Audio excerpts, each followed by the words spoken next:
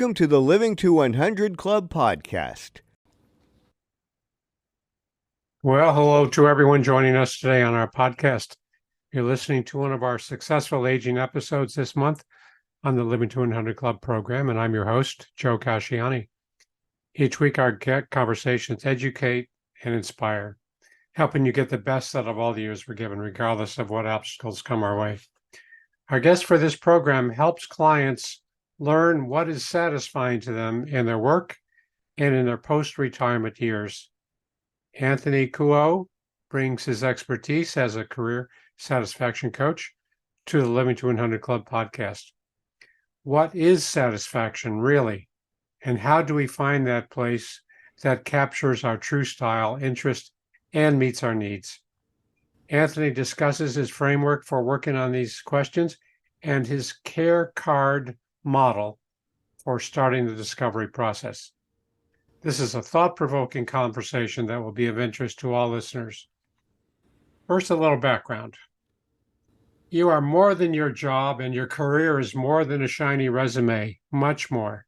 Anthony Kuo is a career satisfaction coach, and he wants to help you intentionally craft a career you're excited to wake up for. Anthony graduated from the NYU Stern School of Business in 2010 and subsequently took an 8-year tour through the Fortune 500 world, rising up the corporate ladder before realizing he was filling his bank account, but leaving his soul empty. Anthony integrates his practical experience with his training as a transformational NLP practitioner to gently and playfully guide his clients through one of life's most omnipresent questions. What do you want to be when you grow up? You can learn more about Anthony and his work at untamedcareer.com. Anthony, welcome to our program. Thank you. It's so wonderful to be here. Great. Yeah, looking forward to this. I always like to open by asking our guests to tell us briefly about the highlights that brought you to where you are today. I touched on them, of course, in your bio, but maybe you can put a spotlight on what are the highlights that brought you to Yeah. I think the highlights, to get the highlights, you have to go a little bit earlier than my business education and corporate career. You actually have to go all the way back to when I was 5 years old. When I was being taught the piano by my parents who graduated from Juilliard. And they taught me to a very high level.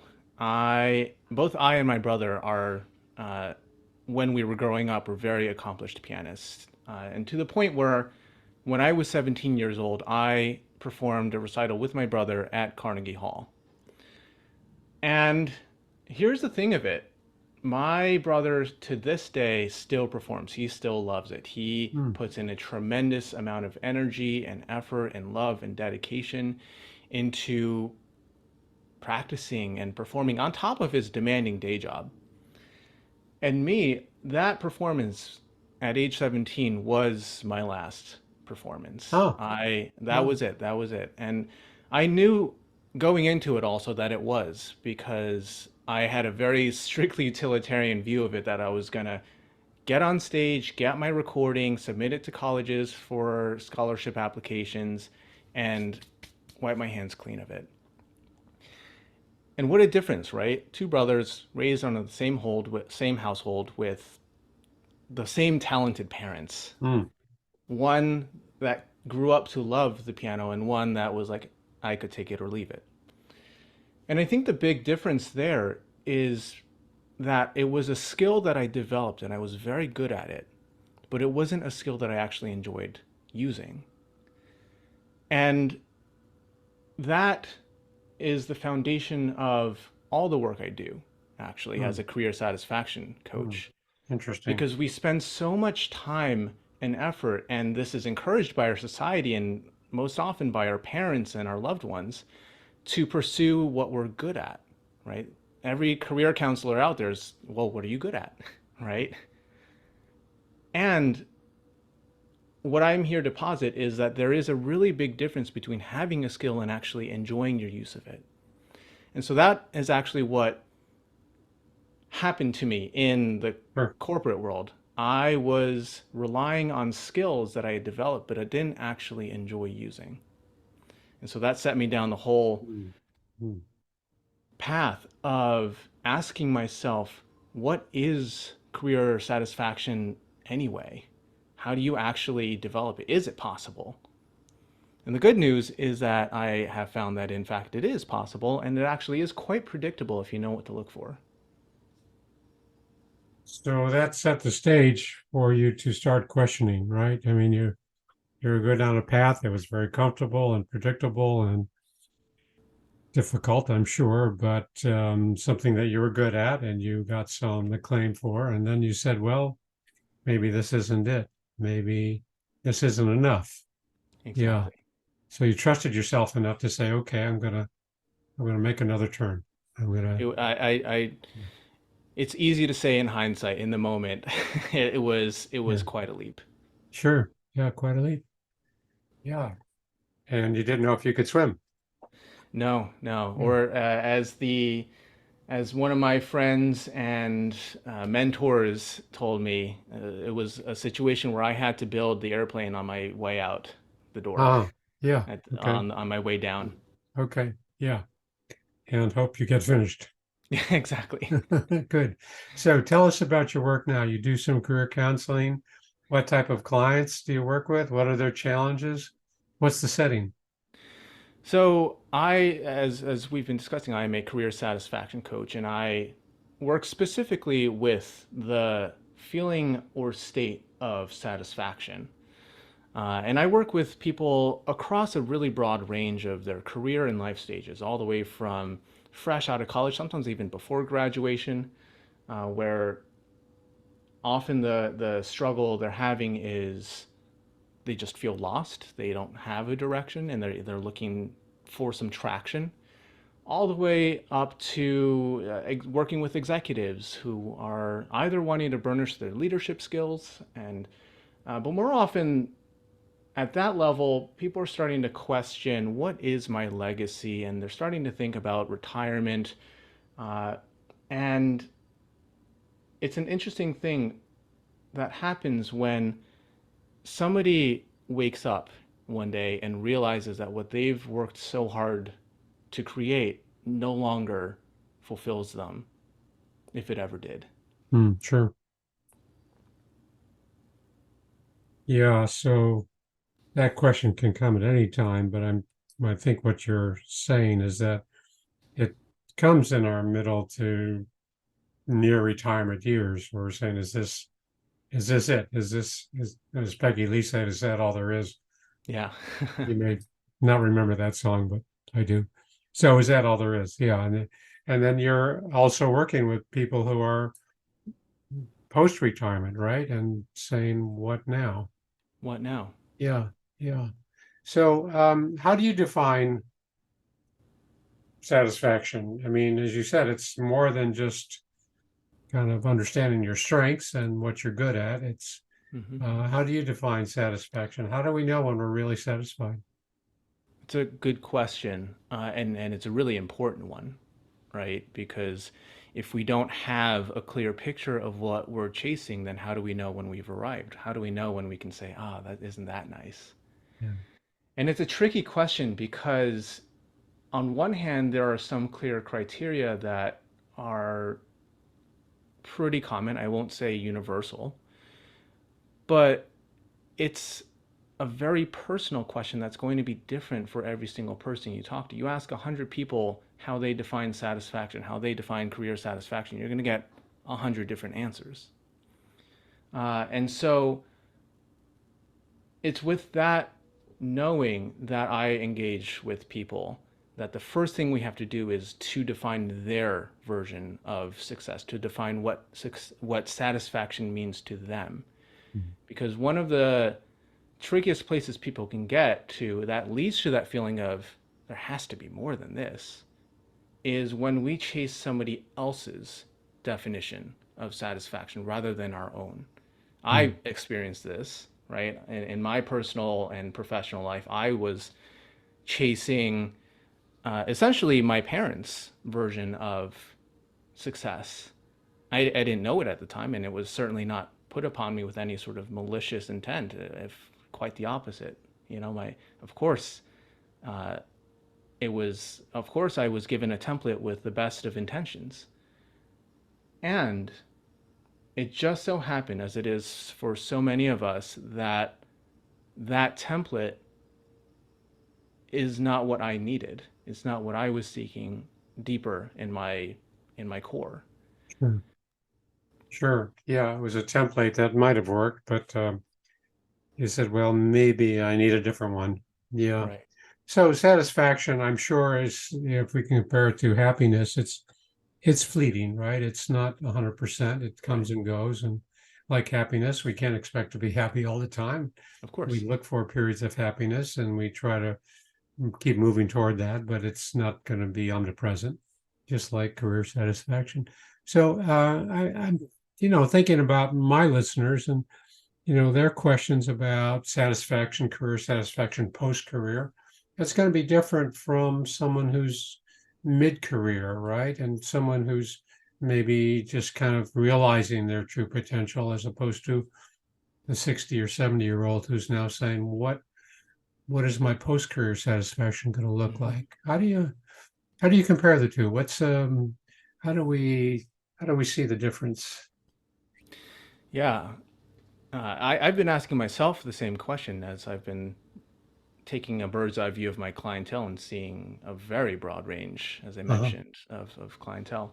And I think it's a very universal quest to find ourselves, to do whatever it is that is going to have us feel most expressed in a moment. And that is, we're always yearning for that at any time, right? Whether you're 20 and trying to figure out what you're going to do with your life, or you're 30 and you're trying to figure out what you're going to do with your life, or when you're 70 and trying to figure out what you're going to do with your life. Mm. The difference starts to come in when we look at what is the level of resource and experience that one can bring to bear? What is the level of constraint and responsibility that one has to consider, right? So a 20-year-old or someone who's more mid-career is going to have a certain level of obligation in their lives that constrains them in certain ways. Mm. And they're going to have more experience and more wherewithal and more connections and more degrees of freedom, generally speaking, than somebody who's just starting out in their career. And then somebody who's towards the end of their career, if they've been saving up and funding their retirement accounts, and if the markets have agreed, they have more financial weight to throw around, and they no longer necessarily have to provide for themselves through direct income, right? And so that opens a whole field of questions of, Mm. well, I can do anything I want. I don't have Mm. to worry about keeping a roof over my head. Yeah. And so there are constraints and freedoms that change over the course of one's career. But the fundamental question of what do I want to do with myself? What will actually have me thrive in whatever stage I'm at? That remains constant. Hmm. Yeah, I love what you said there. What will find us most expressed? Yes. Never heard it put that way. Yeah, how do we seek that full expression or self-expression? That's a Hmm. great question. Yeah, so as you say, there are fewer obligations, maybe post-retirement, more degrees of freedom, more doors to open. So what's the difference between having a fun hobby and, this kind of self-satisfaction? Well, a hobby can certainly be satisfying. Uh, the the difference between a hobby and a career is, I think, a matter of extent, right? You can have a fun hobby that you can put down at any time, but a career or something that Mm. is more serious, a more serious pursuit, you're going to have longevity. You're going to keep coming back to it. And what makes the difference between a hobby that you enjoy every so often and a career that actually draws you in is how the extent to which the day-to-day mundane realities of that hobby and spinning it up into an actual career, however that looks, the extent to which that suite of activities and responsibilities meet your personality. So I'll give you an example. I personally, during the pandemic, got really into making coffee, like in all sorts of craft ways. Like I went and bought a hand press for making espresso. I loved the process of experimenting with that. I went and I got really good at making pour overs. I have so many ways to Mhm. make coffee in my kitchen right now. It's ridiculous. I'm actually having to downsize it. That's a fun hobby, right? Sure. I enjoy that science experiment aspect of it. What I absolutely have zero interest in doing is becoming a professional barista, Hmm. Hmm. right? Hmm. Or Now, yeah, go ahead. or coming back to it in 10 years and Right, still giving you as much flavor and passion as it exactly. did initially. Yeah. Okay. Sorry to interrupt. Yeah. Now, when I have my business, it started as a side gig. I was just helping people out for fun with Mm-hmm. their resumes and their interview skills. And slowly, what I realized was that the the parts surrounding that I actually really enjoyed also. The Mm-hmm. forming a deep connection with the person, the act of designing and building business structures that would support a system, a structure. These are not only within my wheelhouse in terms of skill, but also things that just my personality really jives with. Mm-hmm. It meets my interest. It meets my, you use those words in the intro. It meets my interest. It meets my style. It meets my Mm-hmm. needs and skills. And so there was something about that that just really draws me in, that keeps me coming back day after day after day through the ups and downs. Mm-hmm. Sure. Yeah, floats your boat. And that's I don't mean to be um trivial, but you delved into it and you could see there are a lot of different dimensions to it that really fit with you and your style and what your interpersonal needs were and your research needs and your ability to reach out. Yeah, I could see that. And I mean, the coffee interest may have done the same, may do the same thing if somebody wanted to, pursue that and look at all the different dimensions there too. Open your own coffee shop or start your own line of coffee roasting, whatever. So Hmm. I could see that. That's valuable. Yeah, so the career does have that gravitas feel to it. That it offers the reward, it offers the challenge, it offers the desire to stay at it and keep at it, and wake up every morning and look forward to getting out of bed and continuing to do that work. Right? I could see that. Exactly. Yeah, yeah, yeah. For me, my hobby has become making pizza in my outdoor pizza oven, learning how to manage that and make the dough and buy the dough or whatever. So I've been at it about 6 months and I love it. It's not something that I'm going to pursue professionally, but it's a hobby. Yeah. It's a great hobby. I'm Yeah. coming over for dinner now. Okay. Okay. Yeah. Let me know and I'll take your order. Yeah. So in your work, we talked earlier about the procedure, the process that you use when you start working with a client, and you developed a care card system. Tell Yes. our audience about that. What is that? So the care card is a really, really powerful diagnostic tool to understand what exactly is happening in our careers.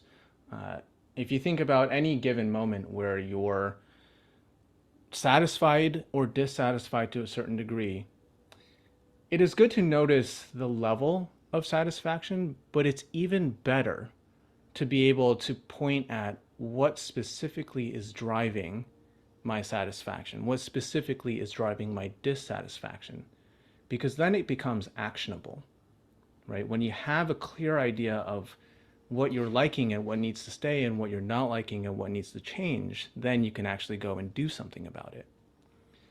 So the working metaphor I like to use is that of a care card. So when you go to the store and buy a plant, you will usually find tucked in the soil next to the rim of the pot, a little care tag that tells you exactly how to care for this plant, this living organism, how much light it needs, how much water it needs, how frequently you need to feed it and change its soil and whatnot. And I like that because it's so clear and specific. It's an instruction on how to help this plant not only survive, but actually be happy and thrive. Mhm. And so, what if we could develop something like that for ourselves as humans? Now, of course, as we mentioned, each person is going to have a different care card. What's going to be on it is different, but there are four key categories to the care card, and they're really, really important. And we've been alluding to it this entire time. The first is called your interests, Mhm. and it's exactly what it sounds like, but it's not just about I'm interested in painting or making pizza or making coffee in the morning.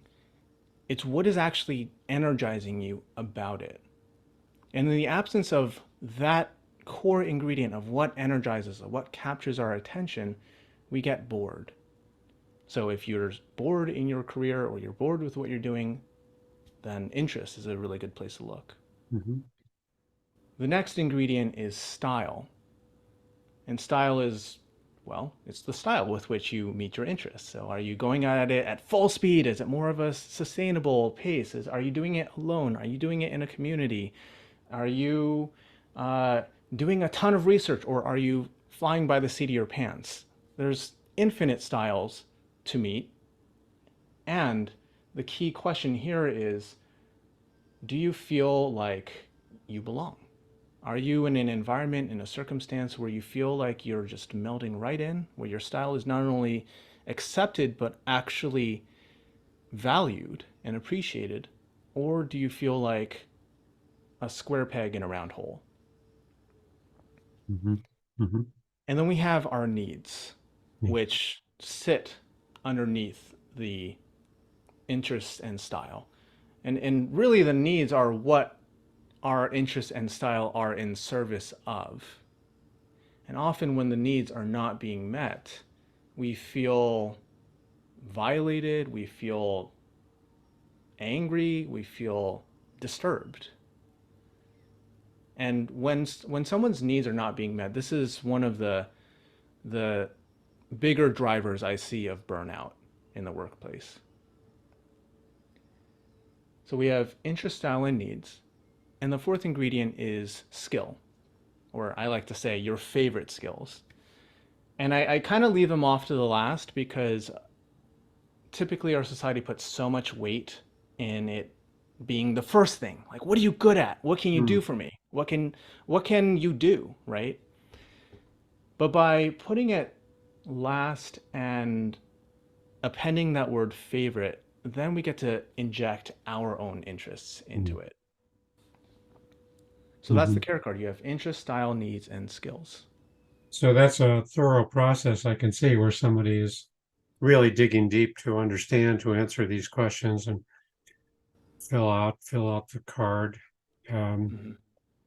what what typically what are the barriers? What gets in the way of following this journey? Let's say someone does a thorough job and puts a lot of this down on the card, and what's gonna block the person?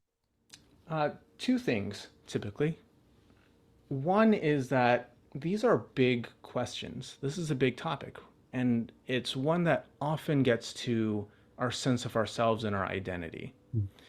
And so it can be very paralyzing a lot of the time to confront these questions head on. What are you going to do with yourself, right? With that sort of intimidating, scolding tone. And so often what I find is that the antidote is to break it into smaller, more manageable pieces.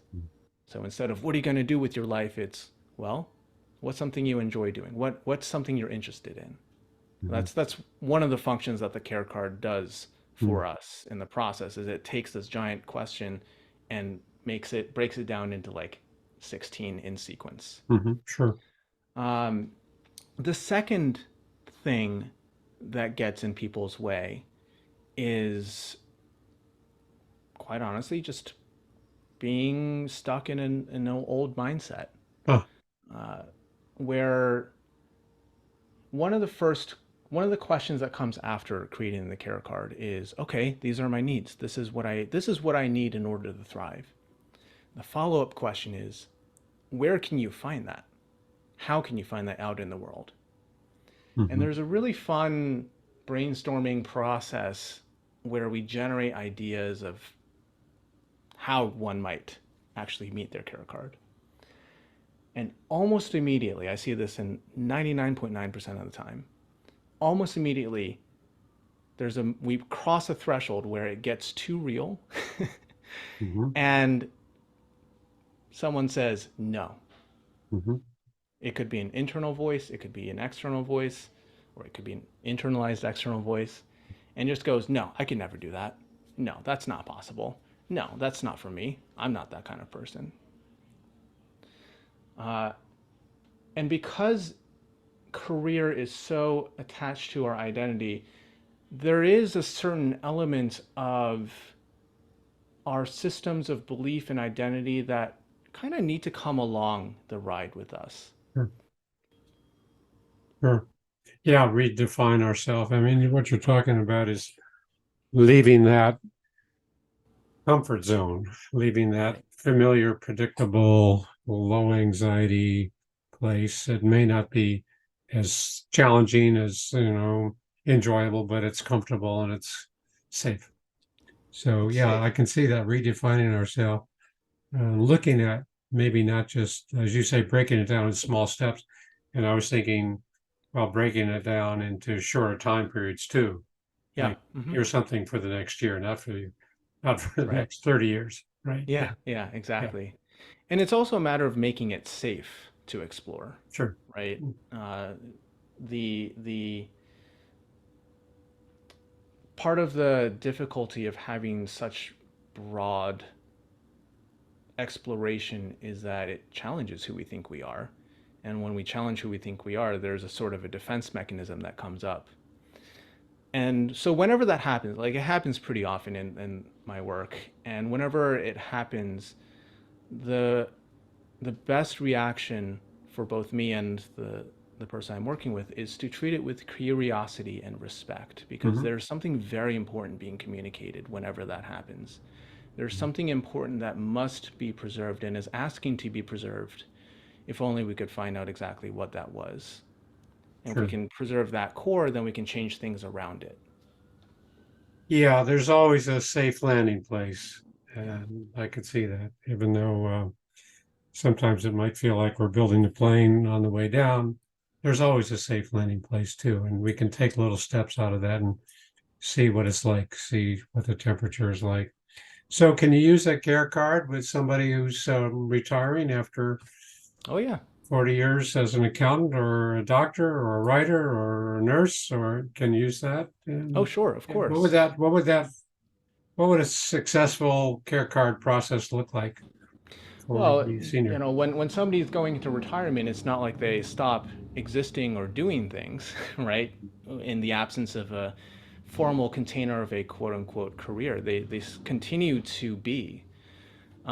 And what the care card is a tool to help us understand how we like to be, whether we are in a job or with our families. I've actually had some people say to me, "Hey, Anthony, this care card thing is amazing. Can I use it to help me with my dating life?" Mm, And I'm like, mm, I'm not a dating coach. mm. I don't really know how to advise you on the ins and outs of Yeah, how to meet people and charm them and whatever. But what I can do is help you understand your needs and help you understand how you like to be and what your style is. And, you can certainly use that to evaluate and filter potential matches. It does have, because it gets to such universal core parts of ourselves, it has universal application outside of the bounds of a income generating career. hmm. Hmm. Yeah. So it can work for somebody who's not necessarily looking for that new Certainly. income generating career, just somebody that's going to look for something meaningful, some new purpose, some new direction that's going to give me meaning in my life. So you could apply it. You could apply the same process Oh to that yeah, of individual. course. And Yeah. my mentor, his name is Alan Bernstein. He's brilliant at this kind of work. He's a psychotherapist and a career counselor, Hmm. and he's nearing a retirement age, and he's talked to me about that. And one of his hobbies that he enjoys and spends quite a bit of time and attention on is welding and Well then. making sculptures out of Mm-hmm. metalworks. Hmm. And that is very much within his care card, even though it's quite different from what his profession has been. Sure. Yeah. And something he may pursue and may grow bigger than a side interest. Hmm. Yeah. Interesting. So I'm curious, what's the takeaway? I think it's great content. I love the care card model. I think it has great potential to really help the person break down these four very important sides of ourselves, different perspectives, different points of view. So what's the takeaway? What would you hope our listeners leave this conversation with? The takeaway is that satisfaction is possible at any point in life. And as you alluded to, Joe, the experience of satisfaction can and will fluctuate, where some days you'll wake up really excited and other days you won't. And this happens to everyone. And satisfaction is possible, it is worth pursuing, and the dissatisfaction that we sometimes feel is a really, really important signal to listen to because it Mm, informs us and helps us seek even greater satisfaction. mm. Yeah. Yeah, I like that. That's where we start to question this self-definition, right? And does a redefinition fit? Is it too far afield for us, or is it too scary, too anxiety provoking? Yeah. Yeah, so that's good to hear. Satisfaction is within our reach. We need to know the right vehicles to get there. Yeah. Hmm. So, what services do you offer online? I know you do a lot of this in person, but you also offer it online. Tell our listeners about this. I do quite extensive coaching online, or I see people individually over Zoom. Uh, that's sort of become our lives now. Mhm. I also see people in groups. I have a wonderful group program that I'm very excited about, where we navigate these questions of what am I doing with my life? Mhm. And for better or worse, there's so much stigma around having this discussion, especially if one is experiencing burnout and dissatisfaction. Uh, and so it was important for me to create a safe space where we could have these real conversations, because it just seemed absurd to me that we could have the experience of being completely alone in an experience that the person right next to you is having a very similar experience of. Mhm. And so in that group, we work through what I call the fulfilling career path, where we create a care card together. We'll investigate what possible destinations one might land in, and then work together to make it a reality. Mhm. So, are these groups online, They are. like in a Zoom meeting, something Yep. like this? Hmm. So, several Yep. people? Okay. Yeah. And you do these in person as well? Yeah. I have not done the Mhm. groups in person yet. Mhm. The Mhm. I'm sure that would be very exciting to do. Sure. Yeah. And for now, the interest has been across time zones and Uh-huh. across the Uh-huh. country. So Yeah. we have technology to aid us. That's the beauty of the virtual world, right? Yeah, I like that. Hmm. Sure. Well, it looks like we're out of time, Anthony, for today. But before we wrap up, I just want to remind my listeners to visit my website, living200.club. Sign up for my email list and download a free copy of my 9 tips to make living longer enjoyable. It's a free PDF. You'll also see an option to contact me with your questions and comments. I welcome your feedback. Anthony, thanks so much for being a guest on our show. Tell us about your website. Your website? Yes, my website is untamedcareer.com. Untamedcareer.com. And if you would like to join, if anyone listening would like to join my newsletter, where it's called Satisfaction Seekers, where we talk about this wonderful journey of finding satisfaction and exploring our care cards, you can sign up for that at satisfactionseekers.com. Satisfactionseekers.com. Okay. And if someone has a question for you, they can reach you through your website, I take it? Yes, they can, and especially if they sign up for Satisfaction Seekers, I reply to every email that I get. Okay. So if somebody wants to reach out and say, "Hey, I heard you on the Living to 100 Club," I will for sure be replying. Great. Great. Sounds terrific. Well, thanks so much for being a guest today. I enjoyed it a lot. I know our audience enjoyed it as well. Thank you so much for having me. You're welcome. And thanks to our listeners for tuning in. Hope to see you next time.